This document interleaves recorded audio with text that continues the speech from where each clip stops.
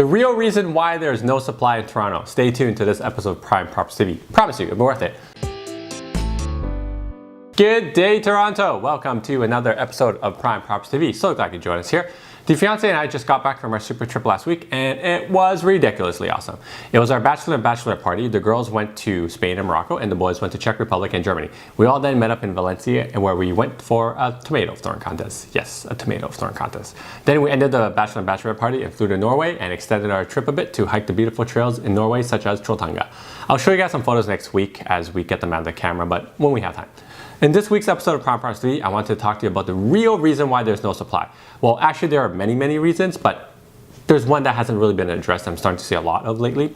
As you may know, the lack of supply is due to the lack of building. Many people say there's way too many cranes in the sky, but if you do the math, the net immigration into Toronto alone is about 100,000, and we're building at an all-time high of 23,000 homes a year.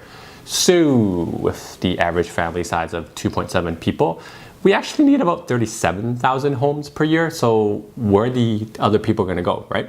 Then there's the other side of it where the growth of demand is outpacing supply, and that's why I see prices increase in the core and all the surrounding areas now becoming so popular because they are a lot more affordable. Some prime examples of this are cities like Brooklyn, that's with an I, not a Y, Keswick, and Gwillimbury. If you haven't heard of these cities, Google them and see what a detached sells for, and you'll be surprised. All of the things before I've talked about countless times before, but what I'm about to tell you, I have not. And it's going to be a really big factor given our aging baby boomer population. Now, the baby boomers are getting to a point where they are retiring. Many of them bought a home ago and have made a very healthy return because of the massive appreciation Toronto has experienced in the last decade or so.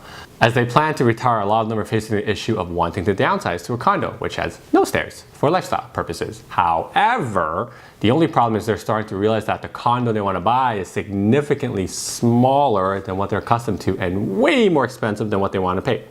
Allow me to illustrate this with an example. If you, as a baby boomer, purchased a property, say around Dundas and Bathurst 30 years ago for $300,000, your property is probably worth closer to $1 million right now. It'll probably be a semi or a town with 3 bedrooms, 1,800 square feet. Now, this baby boomer couple wants to retire. They're looking for a 2-bedroom, around 1,000 square feet with no stairs. In order to get that near transit, you're looking at around $800,000 to $900,000 minimum right now. They're essentially swapping their freehold home with stairs for a condo without stairs. Oh, here's the kicker. They have to pay maintenance fees on the condo. And even with a low maintenance fee on a 1,000 square feet condo, it's about $500 a month. That's a lot of money for people who are about to retire. Let alone, they're thinking about their kids who want to help them with the down payment or have some money left for retirement, which is a video for another day. So many of my baby boomer clients end up thinking, why not just keep the house? And for that reason is why there is a shortage of freehold properties in the core. It's a tough situation for these baby boomers. That's why I've been recommending them to buy an investment property instead. If you're interested in learning about that, there's a video I created. You can click on the little eye up here in the top right corner of your screen. Now, there are many situations where the price of real estate has become a huge problem for our population. A realtor friend of mine told me a very sad story that a client of hers is going through a divorce and they're going to have to sell the house. However, if they sold the home, they will both be permanently priced out of the market. So they're considering cutting up the house into 2 units and living as a divorced couple in the same house, or being renters for life. How awkward is option number 1, right? Anyways, there are many difficulties people are going through with rapid escalating real estate prices. That's what I've been preaching. If you can get into the market with an investment property right now, I would do it. Thank you guys for watching. If you like this video and learned something, make sure you give me a thumbs up. If you like the content on the channel, you can subscribe to Prime Props TO. The channel button is right here.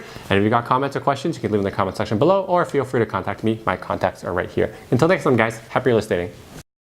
So as they plant